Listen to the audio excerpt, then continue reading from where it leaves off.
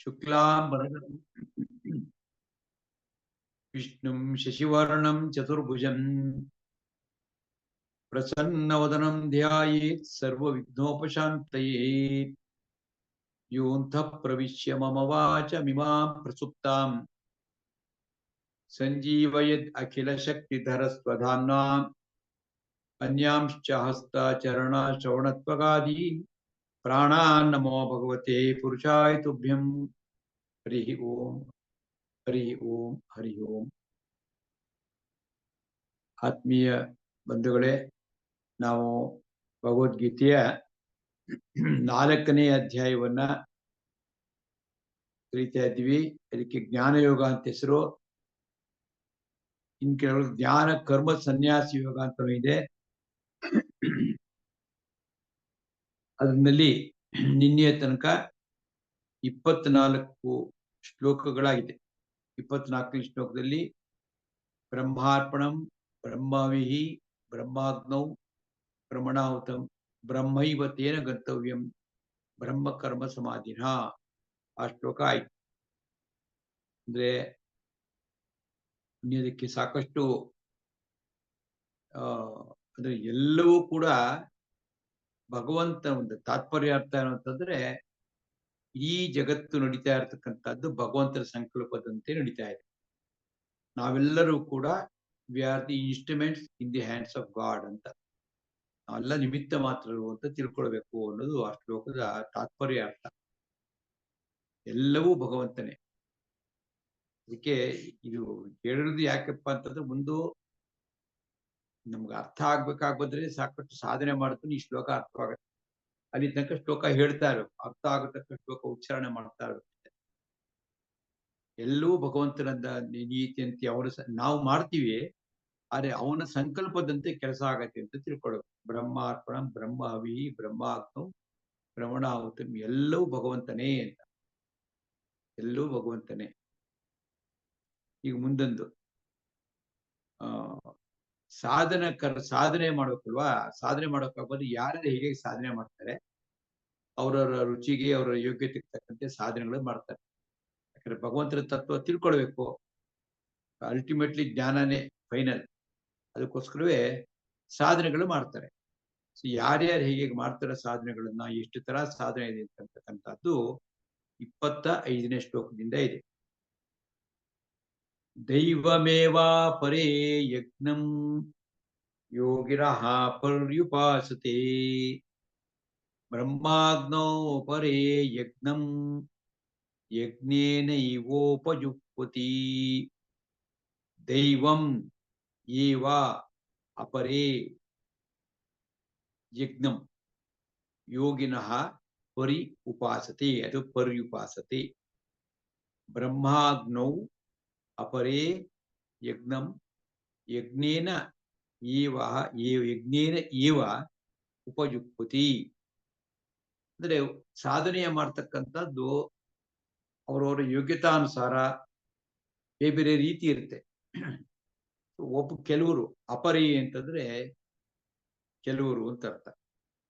ಕೆಲವರು ಅಪರೇ ದೈವಂ ಏವ ಯಜ್ಞಂ ಅಂತಂದ್ರೆ ಭಗವಂತನನ್ನೇ ಅವನ ಯಜ್ಞ ರೂಪ ಅಂತ ಹೇಳ್ಕೊಂಡು ಯಜ್ಞವನ್ನ ಮಾಡ್ತಾರೆ, ಉಪಾಸನೆ ಮಾಡ್ತಾರೆ. ಭಗವಂತ ಅಂದ್ರೆ ಅವನ ಯಜ್ಞ ರೂಪ ಅಂತ ಹೇಳಿ ಅವನ ಉಪಾಸನೆಯನ್ನ ಮಾಡ್ತಾರೆ. ಇನ್ನು ಕೆಲವರು ಅಪರೇ, ಕೆಲವರು ಯೋಗಿನಃ ಯೋಗಿಗಳು ದೈವಂ ಅಂದ್ರೆ ಭಗವಂತನ ಅವನೇ ಯಜ್ಞ ಅಂತ ಹೇಳಿ ಉಪಾಸನೆ ಮಾಡ್ತಾರೆ. ಅಪರೇ ಮತ್ತೆ ಕೆಲವರು ಬ್ರಹ್ಮಾಗ್ನೌ, ಭಗವಂತ ಅಂತಂದ್ರೆ ಅಗ್ನಿನಾಮಕ ಭಗವಂತ, ಅಗ್ನಿಯಲ್ಲಿ ಭಗವಂತ ಇದೆ ಅಂತ ಹೇಳಿ ಅದರಲ್ಲಿ ಯಜ್ಞೇನ ಇವ ಯಜ್ಞದಿಂದಲೇ ಅಂತಂದ್ರೆ ಹೋಮ ಹವನ ಎಲ್ಲ ಮಾಡ್ತೀವಲ್ಲ ಆ ತರ ಯಜ್ಞಂ ಉಪಯುಕ್ತಿ ಯಜ್ಞಗಳನ್ನು ಮಾಡುತ್ತಾರೆ ಅಂತ. ಇಲ್ಲಿ 2 ಅರ್ಥ ಇದೆ. ಒಂದು ಯಜ್ಞ ಅಂತಂದ್ರೆ ಭಗವಂತ ಅಂತ, ತುಂಬಾ ಅರ್ಥ ಇದೆ. ಯಜ್ಞ ಅಂದ್ರೆ ಭಗವಂತ ಅಂತ. ಸೊ ಭಗವಂತ ಬೇಕು ಅನ್ನಕ್ಕೆ ಕೆಲವರು ಉಪಾಸನೆಯ ಮಾರ್ಗ ಹೆಂಗಂದ್ರೆ ಭಗವಂತನನ್ನೇ ಕುರಿತು ಆಲೋಚನೆ ಮಾಡ್ತಕ್ಕಂಥದ್ದು, ಭಗವಂತನ ಮಾನಸಿಕ ಯಜ್ಞ ಅಂತ ಅದನ್ನು ಮಾಡ್ತಾರೆ. ಇನ್ ಕೆಲವರು ಅಗ್ನಿ ಒಳಗಡೆಗೆ ಇದೆಲ್ಲೂ ನಿಂದೆಯಪ್ಪ ನಂದೇನು ಅಲ್ಲ, ನಾರಾಯಣ ಇದನ್ನು ನಮ್ಮ ಆತರ ಮಂತ್ರಗಳು ಹೇಳಿಕೊಂಡು ಅದ್ರಲ್ಲಿ ಹೋಮಿಸ್ತಕ್ಕಂಥದ್ದು ಪೂಜೆ ಮಾಡ್ತಾರೆ ಅಂತ ಉಪಯುಕ್ತತೆ ಅಂತ ಹೋಮ ಮಾಡುತ್ತಾರೆ. ಒಬ್ಬೊಬ್ರು ಒಂದೊಂದು ರೀತಿಯಾದಂತ ಹೋಮ. ಎಲ್ಲರೂ ಮಾಡೋದು ಭಗವಂತನ ಕಾಣಬೇಕು ಅಂತ, ಭಗವಂತನ ಪಡ್ಕೋಬೇಕು, ಅಪರೋಕ್ಷ ಜ್ಞಾನ ಬೇಕು ಅಂತ ಮಾಡ್ತಾರೆ ಅಂತ ಒಟ್ಟಾರೆ ಅರ್ಥ. ದೈವಂ ಏವ ಅಪರೆ. ಅಪರೆ ಅಂತಂದ್ರೆ ಎರಡರ್ಥ. ಒಂದು ಅಪರೆ ಅಂದ್ರೆ ಕೆಲವರು ಅಂತ ಅರ್ಥ. ಇನ್ನೊಂದು ಒಳ್ಳೆ ಅರ್ಥ ಏನಪ್ಪ ಅಂದ್ರೆ ಆ ಅಂತಂದ್ರೆ ಆ ಇತಿ ಬ್ರಹ್ಮ ಅಂತ ಉಪನಿಷತ್ನೆಲ್ಲ ಬರ್ತದೆ, ಇದ್ದೆಲ್ಲ ಬರ್ತದೆ. ಆ ಅಂದ್ರೇನೆ ಬ್ರಹ್ಮ ಅಂತ, ಭಗವಂತ ಅಂತ. ಬ್ರಹ್ಮ ಅಂದ್ರೆ ಭಗವಂತ. ಆ ಇತಿ ಬ್ರಹ್ಮ ಅಂತ. ಪರೆ ಅಂತಂದ್ರೆ ಅವನೇ ಶ್ರೇಷ್ಠನಾದವನು, ಭಗವಂತನೇ ಅತ್ಯುತ್ತಮ ಆಗ್ತಕ್ಕಂಥ ಸರ್ವೋತ್ತಮ ಅಂತ ಮಾಡೋದಂತ. ಇನ್ನು ಅಪರೆ ಅಂತಂದ್ರೆ ಬೇರೆಯವರು, ಇತರರು ಅಂತ ಸಾಮಾನ್ಯ. ಹೀಗೆ ದೈವಂ ಏವ ಅಪರೇ ಯಜ್ಞಂ, ದೈವವೇ ಸರ್ವೋತ್ತಮ ಅಂತ ಹೇಳ್ಕೊಂಡು ಅಪರೇ ಯಜ್ಞಂ ಯೋಗಿನಃ ಪರ್ಯುಪಾಸತೆ. ಯೋಗಿಗಳು ಪರ್ಯುಪಾಸಿದ್ರೆ ಪರಿ ಉಪಾಸತಿ. ಪರಿ ಅಂದ್ರೆ ಪರಿಪರಿಯಾಗಿ ಅನೇಕ ರೀತಿಗಳಲ್ಲಿ ಉಪಾಸನೆಯನ್ನು ಮಾಡ್ತಾರೆ. ಉಪಾಸನ ಅಂದ್ರೆ ಏನು? ನಾವು ಅನ್ಕೊಂಡಿದ್ದೇವೆ ಉಪಾಸನೆ ಪೂಜೆ ಅಂತ ಅಷ್ಟೇ ಅಲ್ಲ. ಉಪಾಸನ ಅಂದ್ರೆ ಉಪ ಅಂತಂದ್ರೆ ಹತ್ತಿರ ಅಂತ, ಆಸನ ಅಂದ್ರೆ ಕೂತ್ಕೊಳ್ಳೋದು. ಅಂದ್ರೆ ಆದಷ್ಟು ಭಗವಂತ ನಮ್ಮ ಹತ್ರ ಇದ್ದಾನೆ ಅಂತ ತಿಳ್ಕೊಂಡು ಮಾಡ್ತಕ್ಕಂಥದ್ದು. ಇನ್ನೊಂದು ಉಪ ಅಂದ್ರೆ ಎತ್ತರ ಅಂತ. ಅಂದ್ರೆ ಎತ್ತರದ ವಿಚಾರ ತಾನಿದು, ಸಾಮಾನ್ಯ ವಿಚಾರ ಅಲ್ಲ. ಅದಕ್ಕೋಸ್ಕರ ಉಪಾಸನೆ ಅಂತ ಕರೀತಾರೆ. ಭಗವಂತನನ್ನು ಕುರಿತು ಮಾಡತಕ್ಕಂಥ ಕ್ರಿಯೆಗಳಿಗೆ, ಕರ್ಮಕ್ಕೆ ಉಪಾಸನೆ ಅಂತ ಹೆಸರು. ದೈವಂ ಏವ ಅಪರೇ ಯಜ್ಞಂ ಯೋಗಿನಃ ಪರ್ಯುಪಾಸತೆ. ಬ್ರಹ್ಮಾಗ್ನೌ ಅಪರೇ ಯಜ್ಞಂ. ಇನ್ನು ಕೆಲವರು ಅಗ್ನಿನೇ ಬ್ರಹ್ಮ ಅಥವಾ ಅಗ್ನಿಯೊಳಗೆ ಭಗವಂತ ಇದ್ದಾನೆ ಅಂತ ತಿಳ್ಕೊಂಡು ಆ ಯಜ್ಞವನ್ನ ನಾವು ನೋಡ್ತಿರ್ತಲ್ಲ, ಹೋಮವನ್ನ, ಅದನ್ನು ಯಜ್ಞೇನ ಏವ ಉಪಯುಕ್ತಿ. ಯಜ್ಞಗಳು ಮಾಡೋ ಮುಖಾಂತರವಾಗಿಯೇ ಅವರು ಉಪಯುಕ್ತಿ ಹೋಮವನ್ನು ಮಾಡುತ್ತಾರೆ ಅಥವಾ ಯಜ್ಞವನ್ನು ಮಾಡುತ್ತಾರೆ ಅಂದ್ರೆ ಪೂಜೆಯನ್ನು ಮಾಡುತ್ತಾರೆ ಅಂತ ಅರ್ಥ. ಶ್ಲೋಕ ಓದ್ತೀನಿ. ಈಗ ನಾನಿಲ್ಲಿ ಒಂದೊಂದು ಶ್ಲೋಕಕ್ಕೂ ವಿಸ್ತಾರವಾದ ಅರ್ಥ ಏನು ಹೇಳ್ತಾ ಇಲ್ಲ, ಸುಮ್ಮನೆ ಸಾಮಾನ್ಯ ಅರ್ಥ ನನ್ನಂತವ್ರಿಗೆ ಅರ್ಥವಾಗಬೇಕಷ್ಟೆ, ಆ ರೀತಿ ಹೇಳ್ತೀನಿ. ಹಾಗೆ ಕೆಲವರು ಕೇಳ್ತಾ ಇರೋ ಬಗ್ಗೆ ತುಂಬಾ ಪಂಡಿತರಿರ್ಬೋದು, ಇಲ್ಲಿ ಪಾಂಡಿತ್ಯ ಪ್ರದರ್ಶನವೂ ಇಲ್ಲ. ಸಾಮಾನ್ಯವಾಗಿ ನಮ್ಗೆ ಅರ್ಥ ಆಗಿ ನಮ್ಮ ತಲೆಯಲ್ಲಿ ಕೂತ್ಕೊಳುತ್ತೆ. ನಾಳೆ ಶ್ಲೋಕ ಓದಿದ್ರೆ ಅದು ಸುಮಾರು ಅರ್ಥ, ಓ ಇದರ್ಥ ಹೀಗೆ ಅಂತ ಗೊತ್ತಾದ್ರೆ ಸದ್ಯಕ್ಕೆ ಸಾಕು. ಆಮೇಲೆ ಅಡ್ವಾನ್ಸ್ ಕ್ಲಾಸಸ್ ಇರ್ಬೋದು ಅಥವಾ ಪುಸ್ತಕಗಳು ತಗೊಂಡು ಓದಿದ್ರೆ ಅಥವಾ ಕೇಳಿದ್ರೆ ಇನ್ನು ಒಳಾರ್ಥಗಳು ತುಂಬಾ ಇದ್ರೆ ಅರ್ಥವಾಗುತ್ತೆ. ಒಂದೊಂದಕ್ಕೂ ಕೂಡ 8-10 ಅರ್ಥ ಹೇಳ್ತಕ್ಕಂಥ ಜ್ಞಾನಿಗಳಿದ್ದಾರೆ. ನಾನು ತುಂಬಾ ಸಾಮಾನ್ಯ ಅರ್ಥ ಹೇಳ್ತಾ ಇರತ್ತದ್ದು. ನಮ್ಮಂತ ಸಾಮಾನ್ಯ ಜನಕ್ಕೆ ಸದ್ಯಕ್ಕೆ ಅಷ್ಟು ತಿಳ್ಕೊಂಡ್ರೆ ಸಾಕು. ದೈವಮೇವ ಅಪರೇ ಯಜ್ಞಂ ಯೋಗಿನಃ ಪರ್ಯುಪಾಸತೆ. ಬ್ರಹ್ಮಾಗ್ನೌ ಅಪರೇ ಯಜ್ಞಂ ಬ್ರಹ್ಮಾಗ್ನಾವಪರೇ ಯಜ್ಞಂ ಯಜ್ಞೇನೈವೋಪಯುಕ್ತಿ. ಅನೇಕ ಜನತ ಸಾಧನೆಗಳು ಮಾಡ್ತಾರೆ ಅಂತ. 26ನೇ ಶ್ಲೋಕ. ಶ್ರೋತ್ರಾದೀನಿ ಇಂದ್ರಿಯಾಣ್ಯನ್ಯೇ ಸಂಯಮಾಗ್ನಿಷು ಜುಹ್ವತಿ ಶಬ್ದಾದೀನ್ ವಿಷಯಾನನ್ಯೇ ಇಂದ್ರಿಯಾಗ್ನಿಷು ಜುಹ್ವತಿ. ಇನ್ನು ಕೆಲವರು ಯಾರ್ತಿ ಮಾಡ್ತಾರೆ ಅಂತಂದ್ರೆ ಶ್ರೋತ್ರಾದೀನಿ ಇಂದ್ರಿಯಾಣಿ ಅನ್ಯೇ ಅಥವಾ ಪದವಿಭಾಗ. ಶ್ರೋತ್ರಾದೀನಿ ಇಂದ್ರಿಯಾಣಿ ಅನ್ಯ ಅಂದ್ರೇನು? ಅನ್ಯರು. ಇನ್ನು ಕೆಲವರು ಅಂತ ಅನ್ಯ ಕನ್ನಡದಲ್ಲಿ ಇದೆ ಆ ಶಬ್ದ. ಇನ್ನು ಕೆಲವರು ಶ್ರೋತ್ರಾದೀನಿ ಇಂದ್ರಿಯಾಣಿ, ಕಿವಿ ಆದಿ ಅಂದ್ರೆ ಮುಂತಾದವುಗಳು. ಶ್ರೋತ್ರ ಆದಿ, ಶ್ರೋತ್ರಾದೀನಿ ಅಂತಂದ್ರೆ ನಮ್ಮ ಏನೇ ಜ್ಞಾನೇಂದ್ರಿಯ ಇದೆ ಅದೆಲ್ಲವೂ ಕೂಡ. ಕಿವಿ ಫಸ್ಟ್ ಹೇಳಿದ್ರು, ಕಿವಿ ಆದ್ಮೇಲೆ ಕಣ್ಣು, ಮೂಗು, ನಾಲ್ಗೆ, ಚರ್ಮ, ಈ ಜ್ಞಾನೇಂದ್ರಿಯಗಳು ಎಲ್ಲವನ್ನೂ ಕೂಡ ಅದನ್ನ ಏನ್ ಮಾಡ್ತಾರೆ ಅಂತಂದ್ರೆ ಸಂಯಮ ಅಗ್ನಿಷು ಜುಹ್ವತಿ. ಸಂಯಮ ಅಂತಕ್ಕಂಥ ಅಗ್ನಿಯಲ್ಲಿ ಜುಹ್ವತಿಯನ್ನು ಹೋಮ ಮಾಡುತ್ತಾರೆ. ಏನಂಗಂದ್ರೆ ಅಂದ್ರೆ ನಮ್ಮ 5 ಇಂದ್ರಿಯಗಳಿದೆಯಲ್ಲ, ಯಾವ್ದ್ರಿಂದ ನಾವು ಸುಖವನ್ನು ಪಡಿತೀವಿ, ಜ್ಞಾನವನ್ನು ಪಡಿತೀವಿ, ಈ 5 ಇಂದ್ರಿಯಗಳನ್ನ ಅವರು ಸಂಯಮ ಅಂತಕ್ಕಂಥದ್ದು ಅಂದ್ರೆ ನಿಯಂತ್ರಣ ಮಾಡಿಕೊಂಡು ಅದನ್ನೇ ದೇವ್ರ ಪೂಜೆ ಅಂತ ಉಪಾಸನೆ ಮಾಡ್ತಾರೆ. ಉದಾಹರಣೆಗೆ ಈಗ ನಾಲ್ಗೆ ಇದೆ, ನಾಲ್ಗೆಯಿಂದ 2 ಕೆಲಸ ನಡೀತೀವಿ. ಒಂದು ಮಾತನಾಡೋದು, ಇನ್ನೊಂದು ರುಚಿ ನೋಡ್ತಕ್ಕಂಥದ್ದಿದೆ. ನಾವು ರುಚಿ ನೋಡ್ಕೊಂಡು ತಿಂದ್ರೆ ನಮ್ಗೆ ಸಂತೋಷ ಆಗ್ಲಿಕ್ಕೆ ನಮ್ಗೆ ಏನೇನ್ ಬೇಕೋ ತಿಂತಾ ಇರತಕ್ಕಂಥ ಒಂದಾದ್ರೆ, ಇನ್ನು ಕೆಲವರು ಹಂಗಲ್ಲ. ನಾಲಿಗೆಯಿಂದ ಏನೇ ತಿನ್ಬೇಕಾಗ್ ಬಂದ್ರು ಕೂಡನು ಭಗವಂತನಿಗೆ ಅರ್ಪಣೆ ಆಗಿರ್ತಕ್ಕಂಥದ್ದಲ್ಲದೆ ತಿನ್ನೋದಿಲ್ಲ ಅಂತ ಸಂಕಲ್ಪ ಮಾಡ್ತಾರೆ. ಹಂಗಾಗಿ ಅವರು ಹೋಟ್ಲು ತಿನ್ನೋದಿಲ್ಲ, ಎಲ್ಲಿಂದಲೂ ಊಟ ಮಾಡಕ್ ಹೋಗೋದಿಲ್ಲ. ಏನ್ ಅಡಿಗೆ ಮಾಡಿದ್ರು ಕೂಡ ಪ್ರತಿಯೊಂದು ಕೂಡ ಶುದ್ಧವಾಗಿ ಮಾಡಿ ಭಗವಂತನಿಗೆ ನೈವೇದ್ಯವನ್ನ ಮಾಡಿ ಭಗವಂತನಿಗೆ ಸಮರ್ಪಣೆಯನ್ನು ಮಾಡಿ ಆಮೇಲೆ ಅದನ್ನು ತಿಂತಾರೆ.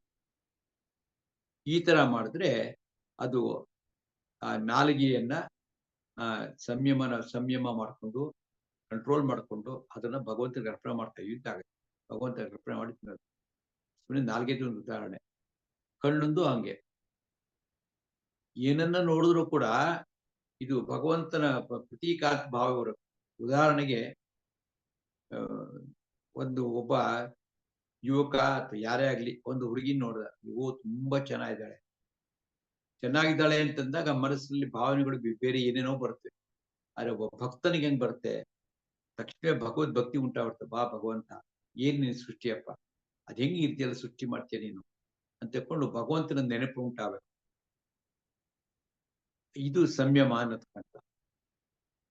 ಮತ್ತೆ ಕಿವಿ ಕೇಳಿಸ್ಕೊಳತ್ತೆ ಅಂತ ಅನ್ಕೊಂಡು ಏನೇನೋ ಕೇಳ್ತಾ ಇರೋದಲ್ಲ, ಭಗವಂತನ ವಿಚಾರಗಳನ್ನ ಕೇಳ್ತಾ ಇರ್ತಕ್ಕಂಥದ್ದು ಮಾಡ್ತಾರೆ. ಅದೇ ನಿಯಂತ್ರಣ ಅಂತಂದು. ಹೀಗೆ ಎಲ್ಲ ಇಂದ್ರಿಯಗಳನ್ನು ಕೂಡ ನಾನು ಭಗವಂತನಿಗೆ ಪೂಜೆಗೋಸ್ಕರ ಮೀಸಲಾಗ್ತದಕ್ಕೆ ಸಂಯಮ ಅಂತ ಅಂತಾರೆ. ಈ ರೀತಿ ಯಾರು ಮಾಡ್ತಾರೆ, ಕೆಲವರು ಮಾಡ್ತಾರೆ. ಅಂದ್ರೆ ಶ್ರೋತ್ರ ಶ್ರೋತ್ರಾದೀನಿ ಅಂತ ಒಂದು ವರ್ಡ್ ಅದು.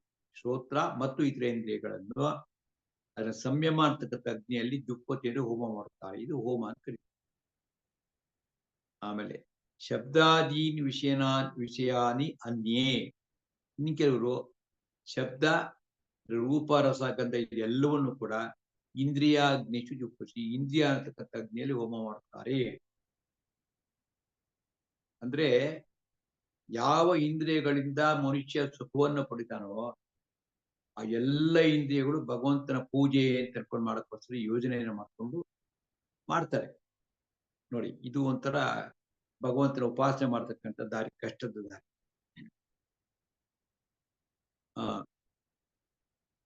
ಶ್ಲೋಕ ಓದ್ತೀನಿ, ನೋಡ್ಕೊಳ್ಳಿ. ಶ್ರೋತ್ರಾದೀನಿ ಇಂದ್ರಿಯಾಣಿ ಅನ್ಯೇ ಸಂಯಮಾಗ್ನಿಷು ಜುಹ್ವತಿ. ಶ್ರೋತ್ರಾದೀನಿ ಶಬ್ದಾದೀನಿ ವಿಷಯಾನನ್ಯೇ, ಶಬ್ದ ಆದಿ ವಿಷಯಗಳನ್ನು ಅನ್ಯೇ ಕೆಲವರು ಇಂದ್ರಿಯಾಗ್ನಿಷು ಜುಹ್ವತಿ, ಇಂದ್ರಿಯ ಅಂತಕ್ಕಂಥ ಅಗ್ನಿಯಲ್ಲಿ ಹೋಮ ಮಾಡ್ತಾರೆ. ಹೀಗೆ ಉಪಾಸನೆಯ ದಾರಿಗಳು. ಏನು ಮಾಡಿದ್ರೆ ದೇವರು ಸಿಗುವುದಿಲ್ಲ, ಅದಕ್ಕೆ ಅವರವರ ಯೋಗ್ಯತೆಗೆ ತಕ್ಕಂತೆ ಮಾಡ್ತಾರೆ. 27ನೇ ಶ್ಲೋಕ. ಸರ್ವಾಣಿ ಇಂದ್ರಿಯ ಕರ್ಮಾಣಿ ಪ್ರಾಣ ಕರ್ಮಾಣಿ ಚಾಪರೇ ಆತ್ಮ ಸಂಯಮ ಯೋಗಾಗ್ನೌ ಜುಹ್ವತಿ ಪ್ರಾಣದೀಪಿತೇ. ಸರ್ವಾಣಿ ಇಂದ್ರಿಯ ಕರ್ಮಾಣಿ, ಸರ್ವಾಣಿ ಇಂದ್ರಿಯ ಕರ್ಮಾಣಿ, ಎಲ್ಲಾ ಇಂದ್ರಿಯಗಳ ಕರ್ಮಗಳನ್ನು ಕೂಡ ಚ ಮತ್ತು ಚಾಪರೆ ಅಂತಿದ್ದರಲ್ಲಿ ಚ ಮತ್ತು ಪರೆ. ಇನ್ನು ಕೆಲವರು ಅಪರೆ, ಚ ಅಪರೆ, ಚ ಮತ್ತು ಇನ್ನು ಕೆಲವರು ಪ್ರಾಣ ಕರ್ಮಾಣಿ, ಉಸಿರಾಟದೊಂದು ಅದನ್ನೂ ಕೂಡ ಅದನ್ನೆಲ್ಲವನ್ನು ಕೂಡ ನಿಯಂತ್ರಣ ಮಾಡಿಕೊಂಡು ಆತ್ಮ ಸಂಯಮ ಯೋಗಾಗ್ನೌ.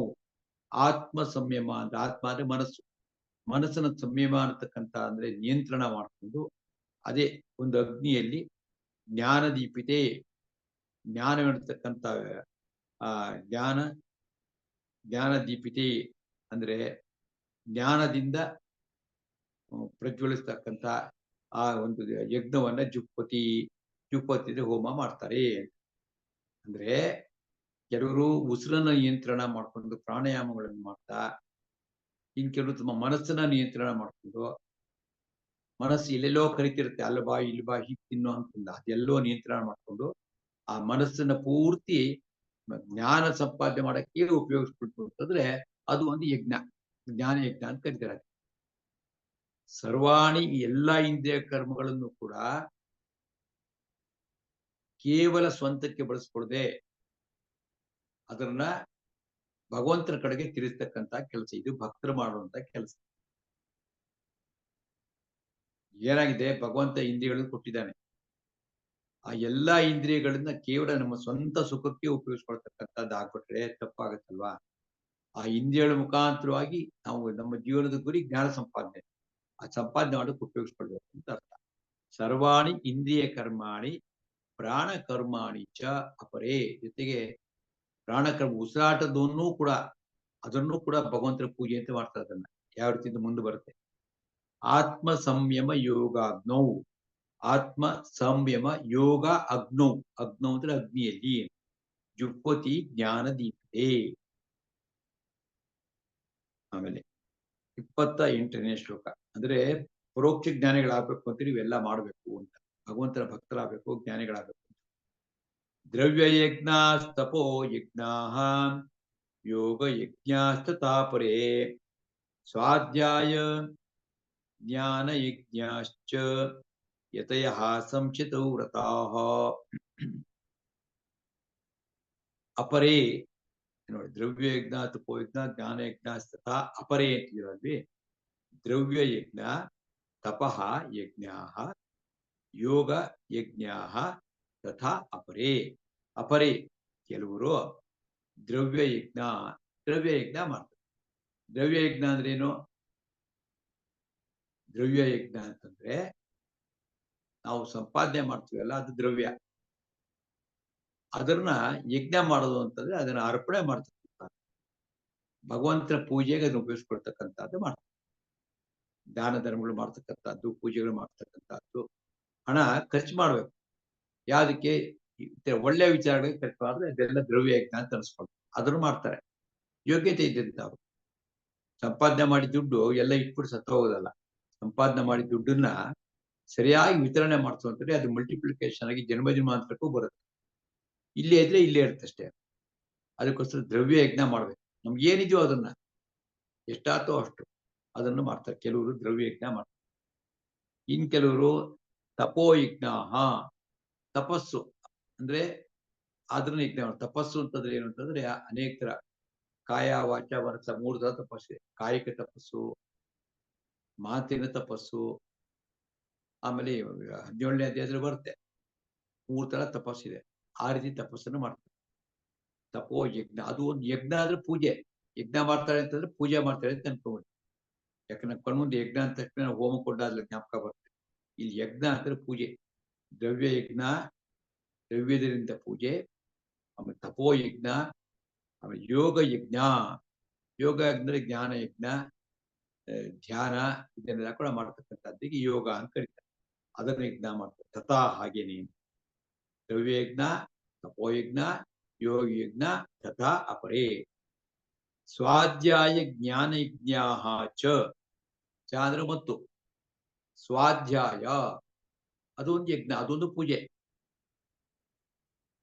ಜ್ಞಾನ ಯಜ್ಞ ಅದು ಒಂದು ಪೂಜೆ. ಸ್ವಾಧ್ಯಾಯ ಅಂದ್ರೆ ಏನು ಅಂತಂದ್ರೆ ಒಂದು ಸ್ವ ಅಧ್ಯಾಯ.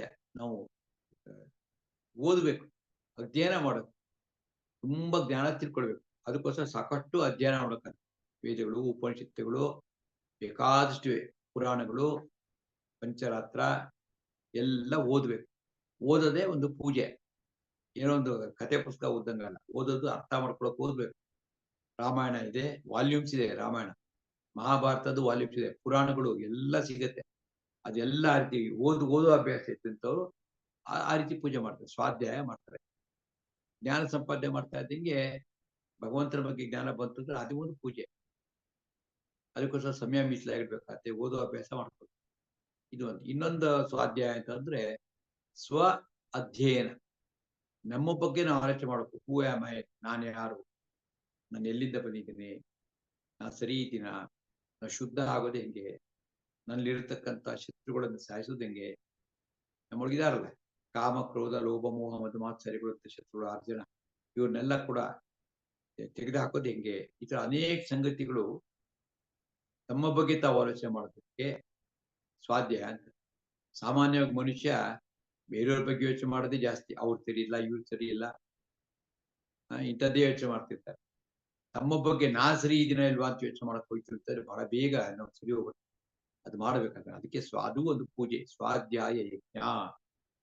ಆಮೇಲೆ ಜ್ಞಾನ ಯಜ್ಞ. ಸೊ ಜ್ಞಾನ ಯಾವಾಗ ಬರುತ್ತೆ? ಗುರುಗಳಿಂದ ಕಲ್ತ್ಕೊಂಡಾಗ ಬರುತ್ತೆ, ಪುಸ್ತಕ ಓದಿದ್ರೆ ಬರುತ್ತೆ, ಪ್ರವಚನ ಕೇಳೋದ್ರಿಂದ ಬರುತ್ತೆ.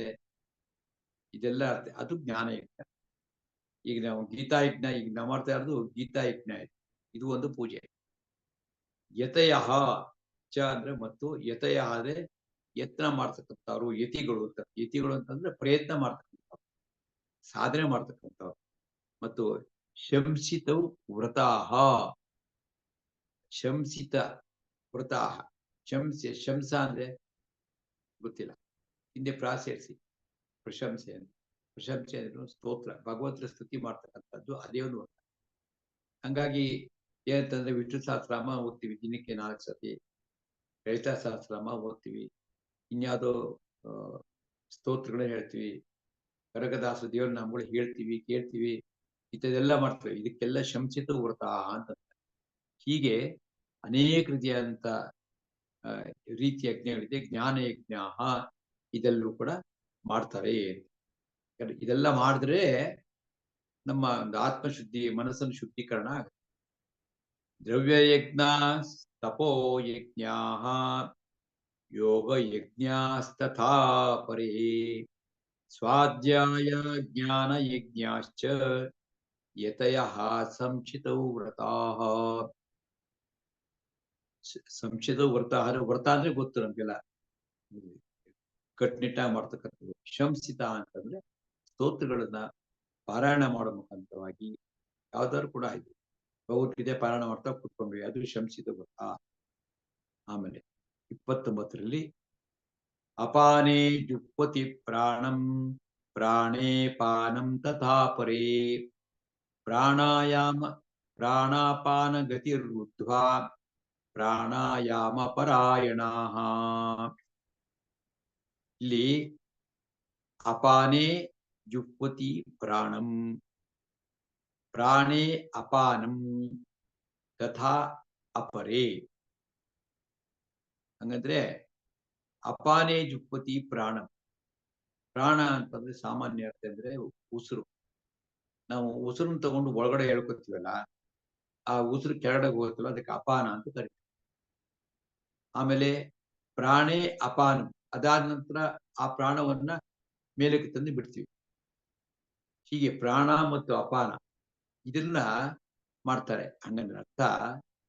ಆಮೇಲೆ ಪ್ರಾಣ ಅಪಾನ ಗತಿ ರುದ್ವ, ಅದನ್ನ ರುದ್ವ ಅಂದ್ರೆ ತಡೆಯೋದು.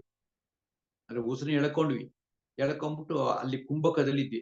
ಕುಂಭಕ ಅಂತಂದ್ರೆ ಉಸಿರನ್ನ ಕಟ್ಟಿರುವಂತ, ಕುಂಭಕ ಉಸಿರು ಕಟ್ಟುವಂತ. ಅದಾದ್ಮೇಲೆ ಉಸಿರು ಬಿಟ್ವಿ ಪೂರ್ತಿ, ಮತ್ತೆ ಉಸಿರು ಕಟ್ಟತಕ್ಕಂಥದ್ದು. ಇದಕ್ಕೆ ಏನ್ ಹೇಳ್ತಾರೆ ಅಂತಂದ್ರೆ ಪ್ರಾಣಾಯಾಮ ಅಂತ ಹೇಳ್ತಾರೆ. ನಮ್ಗೆಲ್ಲ ಗೊತ್ತಿರುತ್ತೆ ನಮಗೆ ಪ್ರಾಣಾಯಾಮ. ಹೀಗೆ ಪ್ರಾಣಾಯಾಮ ಪರಾಯಣ. ಪ್ರಾಣ ಅಂತಂದ್ರೆ ಉಸಿರನ್ನ ನಿಯಂತ್ರಣ ಮಾಡೋದ್ರಲ್ಲಿ ಕೆಲವರು ಅದರಲ್ಲಿ ಮಾಡಿರ್ತಾರೆ, ಅದ್ರ ಮುಖಾಂತರ ಯಜ್ಞವನ್ನು ಮಾಡ್ತಾರೆ, ಅದ್ರ ಮುಖಾಂತರ ಪೂಜೆಯನ್ನು ಮಾಡ್ತಾರೆ. ಹೇಗದು ಹೇಗ್ ಸಾಧ್ಯ ಆಗುತ್ತೆ ಅಂತಂದ್ರೆ, ಪ್ರಾಣಾಯಾಮ ಮಾಡೋಕೆ ನಮ್ಗೊಂದು ಅನುಭವ ಆಗುತ್ತೆ. ನಾವೆಲ್ಲ ಮಾಡಿರೋ ಎಲ್ಲರೂ ಕೂಡ ಮಾಡ್ತೀವಿ ಸಾಮಾನ್ಯವಾಗಿ.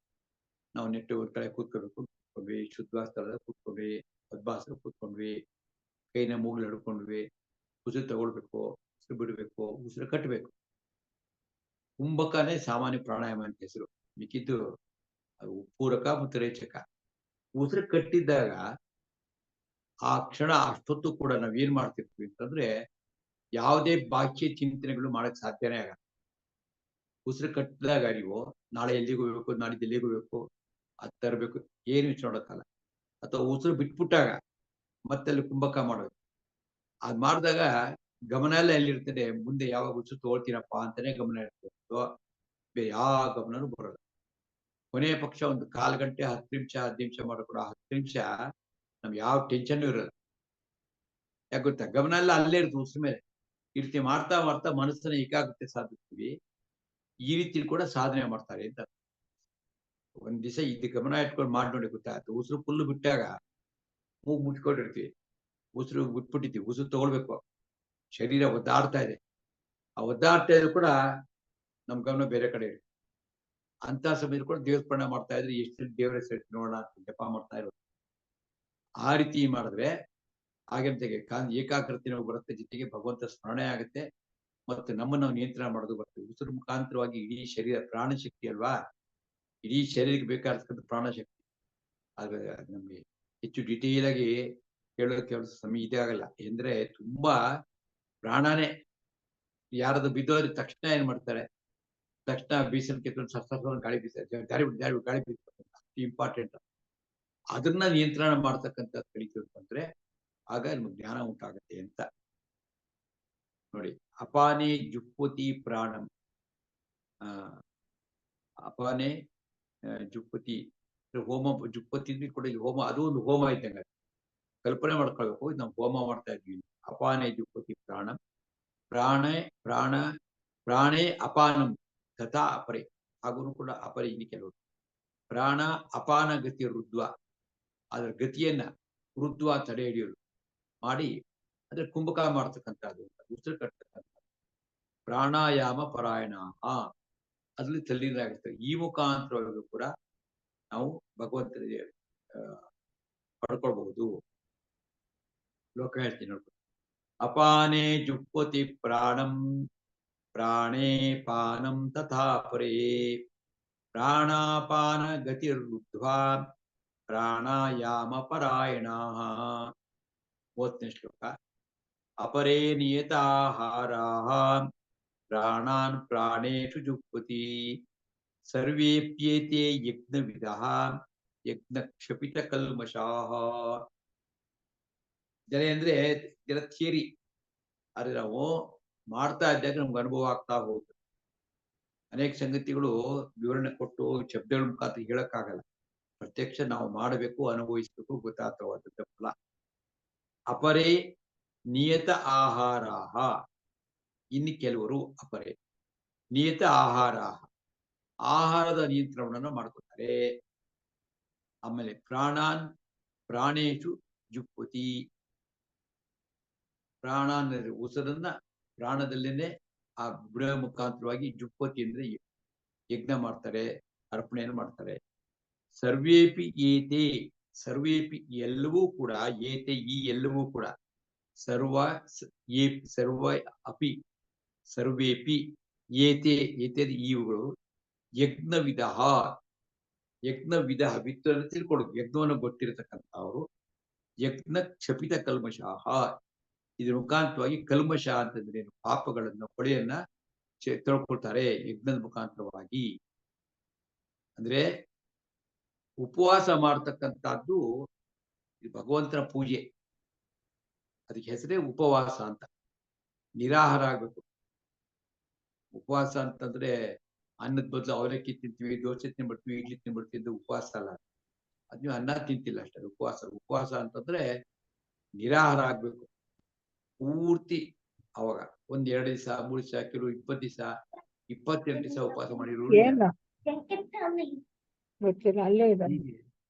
ಯಜ್ಞ ಕ್ಷಪಿತ. ಇದು ಅಪರೇ ನಿಯತ ಆಹಾರ, ಅದು ನಿಯಂತ್ರಣ ಮಾಡ್ಕೋತಾರೆ. ನಮ್ಗೇನಾಯ್ತು ಇವಾಗ ಸ್ವಾದ ಟಕ್ಕಂತ ತಿನ್ಬಿಡಬೇಕು ಅಂತ ಕಂಟ್ರೋಲ್ ಇರೋದು, ನಿಯಮ ಇರೋದಿಲ್ಲ. ಈಗ ಏಕಾದಶಿ ಏನು ತಿನ್ನಬಾರ್ದು ಅಂತಾರೆ, ಏನು ತಿನ್ನಬಾರ್ದು. ನೀರು ಕುಡಿದೆ ಕೇವಲ ಒಂದು ತೊಟ್ಟು ತೀರ್ಥ ತಗೊಂಡು 2 ದಿವಸ ಉಪವಾಸ ಮಾಡೋರು ಇದೆ. ಇದರಿಂದಲೂ ಕೂಡ ಅವ್ರಿಗೆ ಮನಸ್ಸು ನಿಯಂತ್ರಣ ಬರ್ತದೆ. ಅಪರೇ ನಿಯತ ಆಹಾರ ಪ್ರಾಣಾನ್ ಪ್ರಾಣೇಶು ಜುಹ್ವತಿ, ಪ್ರಾಣಾನ್ ಅಂತಂದ್ರೆ ಪ್ರಾಣೇಶು ಪ್ರಾಣಗಳಲ್ಲಿ ಜುಹ್ವತಿ ಹೋಮ ಮಾಡುತ್ತಾರೆ.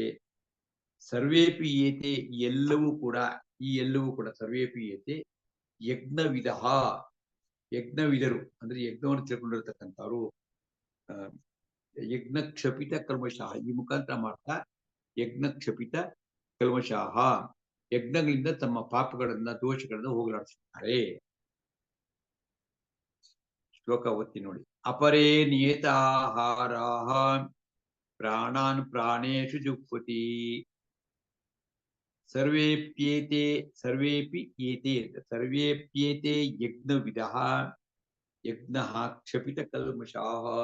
ಈ ರೀತಿ ಯಜ್ಞವನ್ನು ಮಾಡೋ ಮುಖಾಂತರವಾಗಿ ತಮ್ಮಲ್ಲಿ ಇರತಕ್ಕಂಥ ಮಾನಸಿಕ ಕೊಳೆ ಅದನ್ನ ತೊಳ್ಕೊತಾರೆ. ನಮ್ಗೆ ತೊಂದರೆ ಆಗಿರೋದು ಅಂತರಂಗ ಶುದ್ಧಿ, ಬಹಿರಂಗ ಶುದ್ಧಿ ಮಾಡ್ಕೊಳ್ತೇವೆ ನಾವು. ಅದು ಕೆಲವರು ಮಾಡಲ್ಲ. ಹೊರಗಡೆಯಿಂದ ಬರ್ತಾ ಇದ್ದಂಗೆ ಕೈಕಾಲು ತೊಳ್ಕೊಂಡ್ ಬಂದು ಆಮೇಲೆ ಮನೆಯೊಳಗಡೆ ಬರ್ಬೇಕು, ಅದೆಲ್ಲ ಪದ್ಧತಿ ಇತ್ತು ಮುಂಚೆ.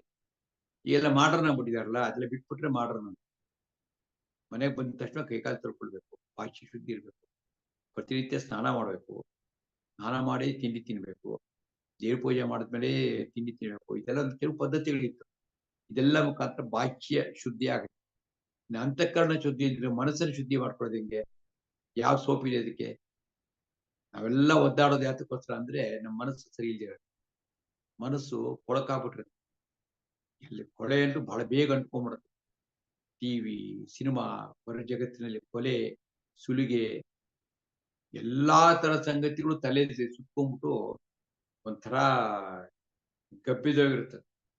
ಅದನ್ನ ಕ್ಲೀನ್ ಮಾಡ್ಕೊಂತು ಅಂದ್ರೆ ಆನಂದವಾಗಿರ್ತೀವಿ. ಅದೇ ಆಧ್ಯಾತ್ಮಿಕ. ನಾವು ಚಿಂತೆ ಬರೋದು ಯಾಕೆ ಗೊತ್ತಾ? ಬೇಡದೇ ಇರೋ ಚಿಂತೆಗಳು, ಸಾಂಸಾರಿಕ ಚಿಂತನೆಗಳು, ಚಿಂತೆ ಇದೆಯಲ್ಲ, ಅದು ಸಾಯಿಸ್ಬಿಡ್ತದೆ. ಅದಕ್ಕೆ ಸುಭಾಷಿತ ಹೇಳ್ತಾರೆ ಅಂತಂದ್ರೆ, ಚಿಂತಾಯಾಶ್ಚ ಚಿತಾಯಾಶ್ಚ ಬಿಂದು ಮಾತ್ರ ವಿಶೇಷತಃ. ಚಿಂತೆಗೂ ಚಿತೆಗೂ ಒಂದು 0 ಮಾತ್ರ ವ್ಯತ್ಯಾಸ. ಚಿಂತಾಯಾಹ ಚ ಚಿಂತಾಯಾಶ್ಚ ಚಿತಾಯಾಶ್ಚ ಬಿಂದು ಮಾತ್ರ ಒಂದು 0 ಮಾತ್ರ ವ್ಯತ್ಯಾಸ. ಚಿತಾ ದಹತಿ ನಿರ್ಜೀವಂ. ಚಿತೆ ಏನ್ ಮಾಡುತ್ತೆ? ನಿರ್ಜೀವನ್ ಸುಟ್ಟಾಕತೆ, ಹೆಣ ಸುಟ್ಟಾಕತೆ. ಚಿಂತಾ ದಹತಿ ಜೀವನಂ. ಇಡೀ ಜೀವನವೇ ಸುಟ್ಟಾಕತೆ ಈ ಚಿಂತೆ. ಏನೋ ಹಚ್ಕೊಂಡ್ಬಿಡೋದು.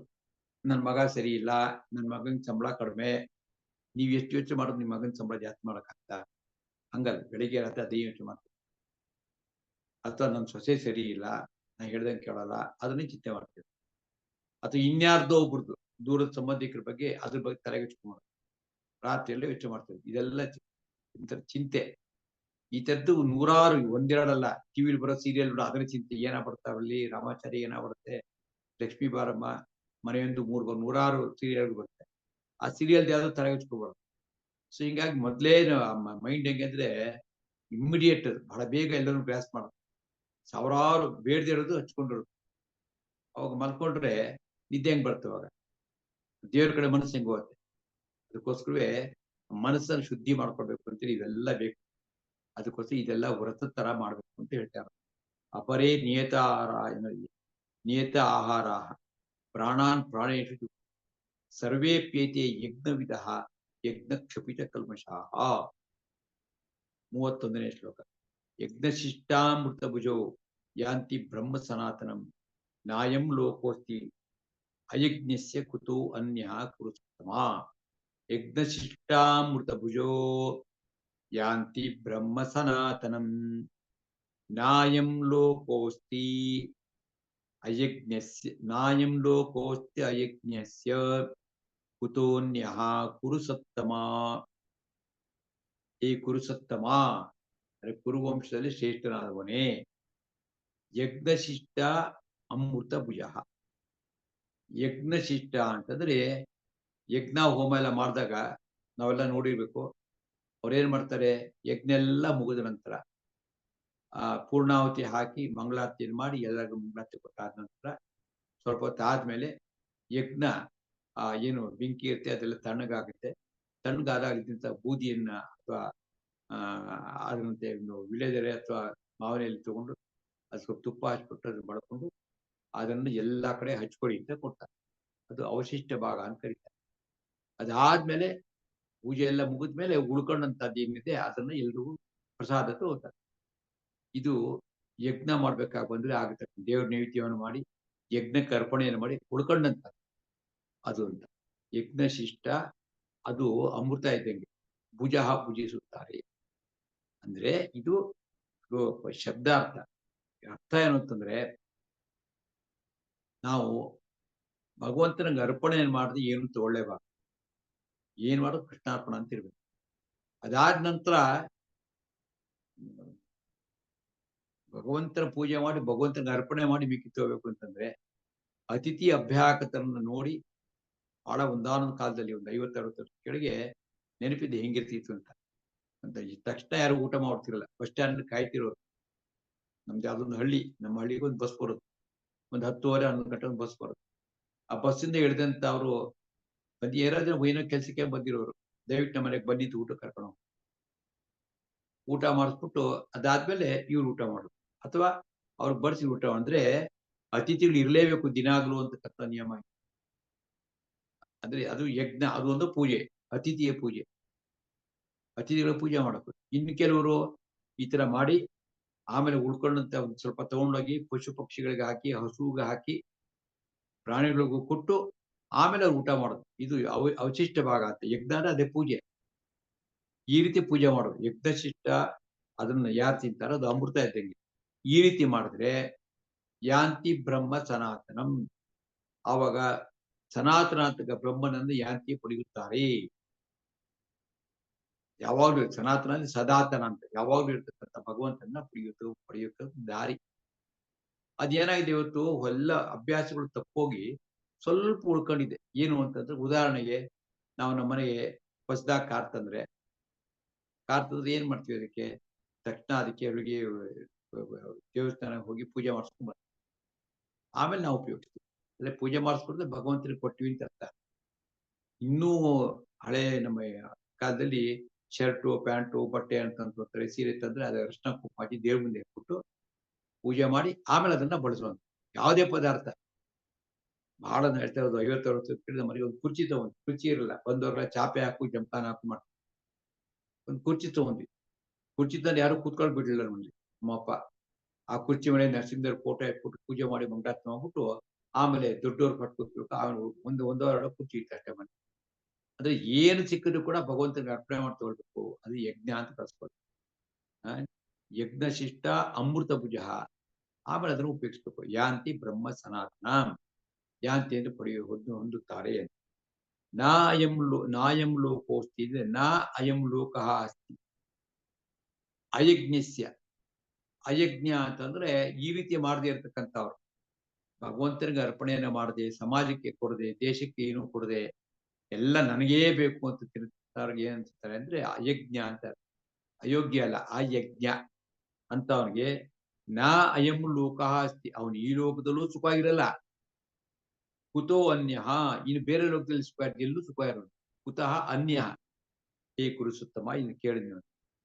ಅಂದ್ರೆ ಸಮರ್ಪಣೆಯ ಭಾವ ಬೆಳೆಸ್ಕೊಳ್ಬೇಕು.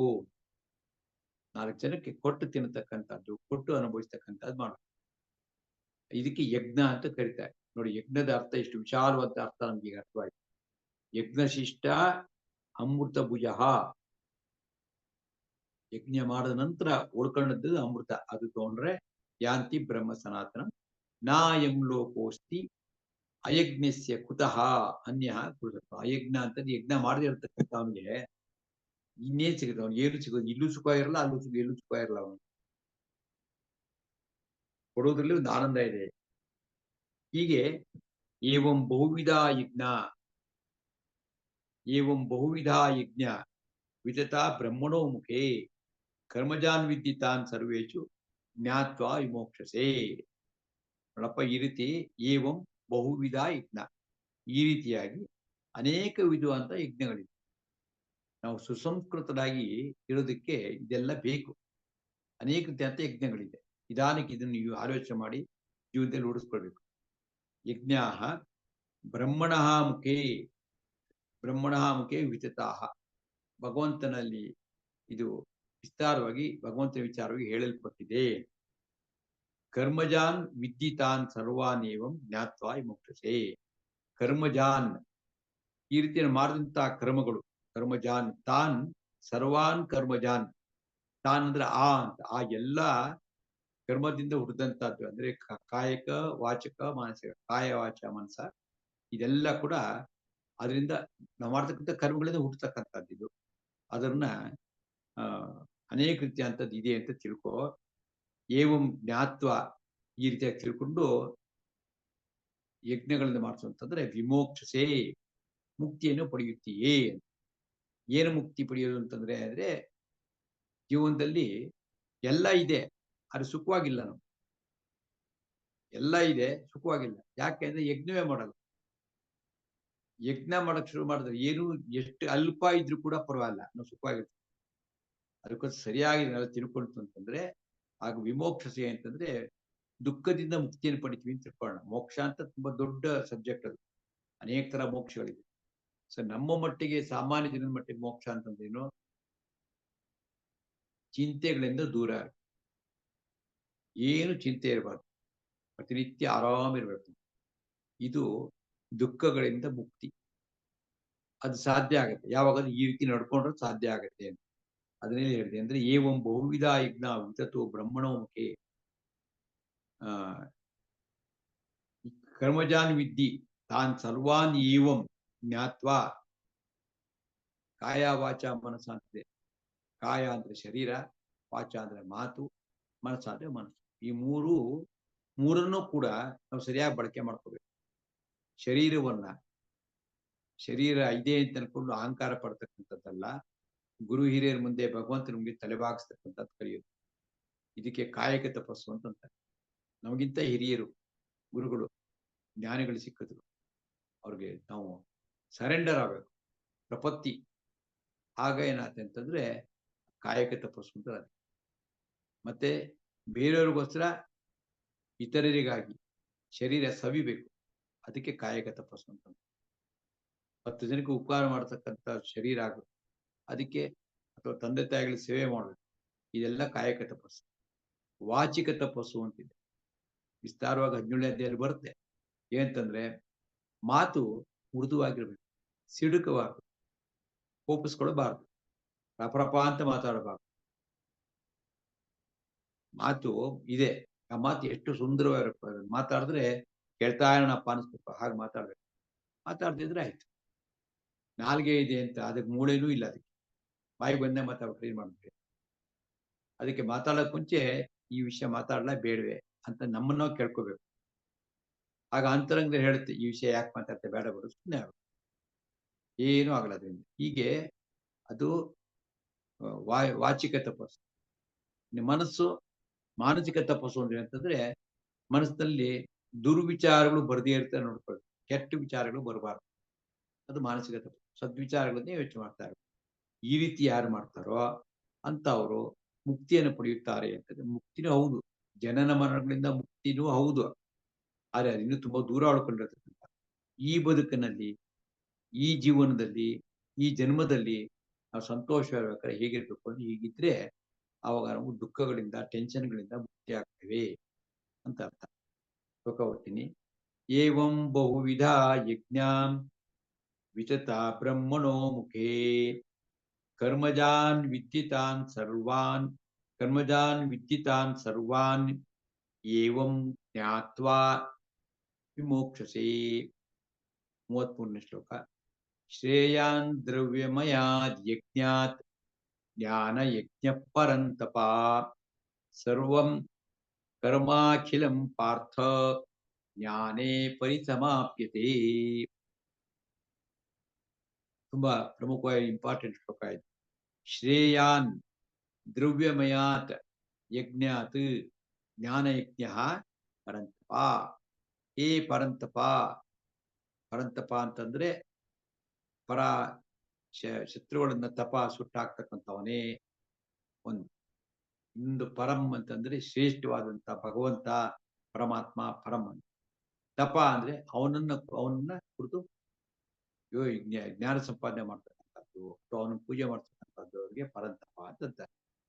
ಅರ್ಜುನ ನೋಡು, ದ್ರವ್ಯಮಯಾತ್ ಯಜ್ಞಾತ್. ದ್ರವ್ಯವೇ ಮಯ ಅಂದ್ರೆ, ಮಯ ಅಂತ ಒಂದು ಪ್ರತ್ಯಯ. ಮಯ ಅಂತಂದ್ರೆ ಉಪ್ಪುಮಯ. ಬರೇ ಉಪ್ಪು ಜಾಸ್ತಿ ಇದೆ ಅಂತ ಉಪ್ಪುಮಯ. ಬರೀ ಖಾರಮಯ, ಬರೀ ಖಾರ ಆಗುತ್ತೆ, ತುಂಬಾ ಅಂತ ಮಯ ಅಂತ. ದ್ರವ್ಯಮಯ ಯಜ್ಞ, ದ್ರವ್ಯದಿಂದ ಕೂಡಿದಂತ ಯಜ್ಞಕ್ಕಿಂತಲೂ ಯಾವುದು ಶ್ರೇಷ್ಠ ಅಂದ್ರೆ ಜ್ಞಾನಯಜ್ಞ ಶ್ರೇಯಾನ್. ಜ್ಞಾನಯಜ್ಞ ತುಂಬಾ ಶ್ರೇಷ್ಠವಾದಂತದ್ದು. ಅಂದ್ರೆ ನಾವು ಜ್ಞಾನವನ್ನು ಸಂಪಾದನೆ ಮಾಡಿಕೊಂಡು ಇನ್ನಿತರರು ಕೂಡ ಜ್ಞಾನವನ್ನು ಕೊಟ್ರೆ ಅದು ಬಹಳ ಶ್ರೇಷ್ಠವಾದಂತ ಪೂಜೆಯಪ್ಪ. ಜ್ಞಾನಯಜ್ಞ ಶ್ರೇಯಾನ್ ಅಂದ್ರೆ ಶ್ರೇಯಸ್ಸು ಅಂತ. ಅದು ಶ್ರೇಷ್ಠವಾದಂತ. ದ್ರವ್ಯಮಯಾದ್ ಯಜ್ಞಾತ್ ಜ್ಞಾನಯಜ್ಞ ಶ್ರೇಯಾನ್. ದ್ರವ್ಯ ಯಜ್ಞ ಅಂತ ಬಂತಲ್ಲ, ದ್ರವ್ಯ ಯಜ್ಞಕ್ಕಿಂತ ಜ್ಞಾನಯಜ್ಞ ಶ್ರೇಷ್ಠವಾದಂತದ್ದು. ಸರ್ವಂ ಕರ್ಮ ಅಖಿಲಂ ಪಾರ್ಥ.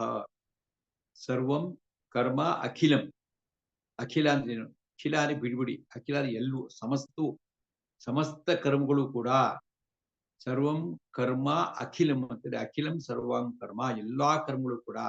ಅಂದ್ರೆ ನಮ್ಮಲ್ಲಿರತಕ್ಕಂಥ ಸರ್ವ ಪಾಪಕರ್ಮಗಳು ಬೇಕಾದಷ್ಟಿದೆ, ಅದೆಲ್ಲವೂ ಕೂಡ ಕೊನೆಗೆ ಏನಪ್ಪ ಅಂದ್ರೆ ಜ್ಞಾನೇ ಪರಿಸಮಾಪ್ಯತೆ. ಜ್ಞಾನವನ್ನು ಸಂಪಾದನೆ ಮಾಡಿದಾಗ ಅದು ಪರಿಸಮಾಪ್ತಿ, ಅದು ಮುಗಿದೋಗ್ಬಿಡುತ್ತೆ. ಇವ್ರು ಕೇಳ್ತಾರೆ, ಅಷ್ಟೊಂದು ನಮಗೆ ನೂರಾರು ಬ್ಯಾಗ್ಗಳು, ಸಾವಿರಾರು ಬ್ಯಾಗ್ ಇದೆ ಪಾಪಕರ್ಮಗಳದ್ದು, ಅದರಲ್ಲಿ ಏನ್ ಮಾಡೋದು ನಾವು, ಗತಿ ಏನ್ ನಮ್ದು, ಹುಟ್ಟದ್ದು ಮಾಡ್ತಾನೆ ಇರ್ಬೇಕಂತ. ಹಂಗೇನಿಲ್ಲ, ಜ್ಞಾನ ಸಂಪಾದನೆ ಮಾಡಿದ್ರೆ ಅದು ಸಹಜವಾಗಿ ಅದು ಪರಿಸಮಾಪ್ತಿ ಮುಗಿದೋಗ್ಬಿಡುತ್ತೆ. ಶ್ರೇಯಾನ್ ದ್ರವ್ಯಮಯಾದ್ ಯಜ್ಞಾತ್, ದ್ರವ್ಯಮಯವಾದ ಯಜ್ಞಕ್ಕಿಂತಲೂ ಜ್ಞಾನ ಯಜ್ಞ ಶ್ರೇಯಾನ್ ಅಂತ. ಶ್ರೇಯಾನ್ ದ್ರವ್ಯಮಯಾದ್ ಯಜ್ಞಾತ್ ಜ್ಞಾನ ಯಜ್ಞ ಪರಂತಪ. ಸರ್ವಂ ಕರ್ಮಾಖಿಲಂ ಪಾರ್ಥ ಜ್ಞಾನೇ ಪರಿಸಮಾಪ್ಯತೆ. 34ನೇ ಶ್ಲೋಕ.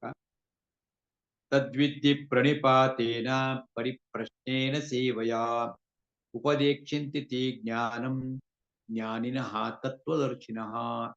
ಹಂಗಾರೆ ಜ್ಞಾನ ಪಡ್ಕೊಳ್ಳಿಕ್ಕೆ ಏನ್ ಮಾಡ್ಬೇಕು? ಆಗ್ಲೇ ಹೇಳಿದೆ, ಸ್ವಾಧ್ಯಾಯ ಹಿಂದೆ ಬಂತು. ಅದಲ್ಲದೆ ಮತ್ತೆ ಸ್ವಲ್ಪ ಧ್ಯಾನ, ಯೋಚನೆ ಮಾಡ್ತಾ ಕೂತ್ಕೋಬೇಕು. 1/4 ಗಂಟೆ, ಅರ್ಧ ಗಂಟೆ ಹೊತ್ತು ಒಬ್ಬರೇ ಒಬ್ರು ಕೂತ್ಕೊಂಡು ಏಕಾಂತದಲ್ಲಿ ಈ ವಿಚಾರಗಳನ್ನೇ ಯೋಚನೆ ಮಾಡಬೇಕು. ಅದಕ್ಕೆ ಧ್ಯಾನ ಅಂತ ಕರೀತಾರೆ. 6ನೇ ಅಧ್ಯಾಯದಲ್ಲಿ ಬರುತ್ತೆ. ಹೀಗೆ ಮಾಡಿದಾಗ ಸ್ವಲ್ಪ ಮನಸ್ಸು ಶುದ್ಧವಾಗುತ್ತೆ, ಟೆನ್ಷನ್ಸ್ ಎಲ್ಲ ಕಡಿಮೆ ಆಗುತ್ತೆ, ಚಿಂತೆ ದೂರ ಆಗುತ್ತೆ. ಅವು ಎಲ್ಲ ನೋಡ್ಕೊಳಕ್ ಅವನಿದ್ದಾನೆ. ತಲ್ಲಣಿಸಿದರು ಕಂಡೆ ತಾಳು ಮನವಿ, ಕನಕದಾಸರ ಹಾಡಿದೆ. ಹಾಗೆ ಅದಕ್ಕೆ ನಾವು ಇದೆಲ್ಲ ಸಂಪಾದನೆ ಮಾಡ್ಕೋಬೇಕು, ಕೇಳಿದ್ದು ಜೀರ್ಣಿಸ್ಕೋಬೇಕು. ಈ ನೋಡಿ 34ನೇ ಶ್ಲೋಕದಲ್ಲಿ ತದ್ವಿದ್ಧಿ ಪ್ರಣಿಪಾತೇನ ಪರಿಪ್ರಶ್ನೇನ ಸೇವೆಯ. ಈ ಜ್ಞಾನ ಹೆಂಗ್ ಸಂಪಾದನೆ ಮಾಡ್ಕೊಳ್ಳೋದು ಅಂದ್ರೆ, ತತ್ ಅದನ್ನು, ವಿದ್ಧಿ ತಿಳಿದುಕೋ. ತದ್ವಿದ್ಧಿ, ತತ್ ವಿದ್ಧಿ. ತತ್ ಅಂದ್ರೇನು? ಅದು. ಅದು ಅಂತಂದ್ರೇನು? ಯಾವುದು? ದೇವರು ಅಂತ, ಭಗವಂತ, ಪರಮಾತ್ಮ ಜ್ಞಾನ. ತತ್ ಅಂದ್ರೆ ಭಗವಂತ, ಸರ್ವವ್ಯಾಪಿ ಇರ್ತಕ್ಕಂಥ ಭಗವಂತ. ತತ್ ವಿದ್ಧಿ, ತಿಳ್ಕೊಳ್ಬೇಕು. ಹೇಗೆ ಅಂದ್ರೆ ಪ್ರಣಿಪಾತೇನ ಪರಿಪ್ರಶ್ನೇನ ಸೇವೆಯ. ಇದು ಪ್ರಣಿಪಾತ ಅಂದ್ರೆ, ಪ್ರಣಿಪಾತ ಅಂದ್ರೆ ಸಾಷ್ಟಾಂಗ ನಮಸ್ಕಾರ ಮಾಡೋದು. ಪ್ರಣಿಪಾತ, ಪಾತ ಅಂದ್ರೆ ಬೀಳುವುದು, ಅಂದ್ರೆ ಶರೀರ ನೆಲದ ಮೇಲೆ ಬಿದ್ದು ಯಾರು ಗುರುಗಳು ಭಗವಂತನು ಎಲ್ರಿಗೂ ಕಾಲ್ಮುಟ್ಟು ನಮಸ್ಕಾರ ಮಾಡೋದು ಪ್ರಣಿಪಾತಿ ಅಂತ. ಪರಿಪ್ರಶ್ನೇನ, ಪರಿಪರಿಯಾಗಿ ಪ್ರಶ್ನೆಗಳೇ ಮಾಡ್ಬೇಕು. ಜಿಜ್ಞಾಸೆ ಉಂಟಾಗಬೇಕು. ಯೋಚನೆ ಮಾಡೋದು ಜಿಜ್ಞಾಸೆ ಬರುತ್ತೆ. ಬರೀ ಕೇಳ್ತಾ ಓದಿ ಬಂದಷ್ಟು ಬರಲ್ಲಪ್ಪ ಅಂತ ಜಿಜ್ಞಾಸೆನೆ ಬರಲ್ಲ. ಇನ್ನೊಂದು ಹೇಳ್ತು ಯೋಚನೆ ಮಾಡ್ತಾ ಹೋದ್ರೆ ಜಿಜ್ಞಾಸೆ ಉಂಟಾಗ್ತದೆ. ಓಹೋ ಹಿಂಗಲ್ಲ, ಹಿಂಗೆ ಪರಿಪ್ರಶ್ನೆ. ಆಮೇಲೆ ಯಾರು ಗುರುಗಳು ಇರ್ತಾರೋ, ಅಥವಾ ಯಾರಿಗೆ ಉಪಾಧ್ಯಾಯರು ಇರ್ತಾರೋ, ಅಥವಾ ಅಂತವ್ರಿಗೆ ಸೇವೆಯ, ಅವ್ರ ಸೇವೆ ಮಾಡಬೇಕು. ಸೇವೆ ಮಾಡಬೇಕಂದ್ರೆ ನಾವು ಸರೆಂಡರ್ ಆಗಬೇಕು. ಸೇವೆಯ ಉಪದೇಕ್ಷಂತಿ ತೇ ಜ್ಞಾನಂ. ಅವರುಗಳು, ತೇ ಅವರುಗಳು ನಿನಗೆ ಜ್ಞಾನವನ್ನ ಉಪದೇಕ್ಷಂತಿ, ಅವರು ಉಪದೇಶ ಮಾಡ್ತಾರೆ. ಯಾರು? ಜ್ಞಾನಿನಃ ತತ್ವದರ್ಶಿನಃ. ಯಾರ್ಯಾರು ಅಲ್ಲ, ಜ್ಞಾನಿನಃ ತತ್ವದರ್ಶಿನಃ. ಯಾರು ತತ್ವದರ್ಶನವಾಗಿದೆ, ಅವ್ರಿಗೆ ಅನುಭವ ವಿದ್ಯೆ ಆಗಿದೆ, ಅಪರೋಕ್ಷ ಜ್ಞಾನಿಗಳಾಗಿದ್ದಾರೆ, ಅವ್ರು ನಿಮ್ಗೆ ಉಪದೇಕ್ಷಂತಿ, ಉಪದೇಶಿಸುತ್ತಾರೆ ಅಂತ ಅವ್ರದ್ದು ಜ್ಞಾನ ಪಡ್ಕೊಳ್ಬೇಕು. ಹೇಳಿ ಶ್ಲೋಕ. ತದ್ವಿದ್ಧಿ ಪ್ರಣಿಪಾತೇನ ಪರಿಪ್ರಶ್ನೇನ ಸೇವೆಯ ಉಪದೇಕ್ಷಂತಿ ತೇ ಜ್ಞಾನಂ ಜ್ಞಾನಿನಃ ತತ್ವದರ್ಶಿನಃ. 34ನೇ ಶ್ಲೋಕ ತನಕ ಆಯ್ತು. 26ನೇ ಶ್ಲೋಕದಿಂದ 36ನೇ ಶ್ಲೋಕ ತನಕ ಒಂದ್ಸತಿ ಎಲ್ಲ ಹೇಳೋಣ ಜೋರಾಗಿ. ಇವರು ಜೋರಾಗಿ ಹೇಳ್ಬೇಕು.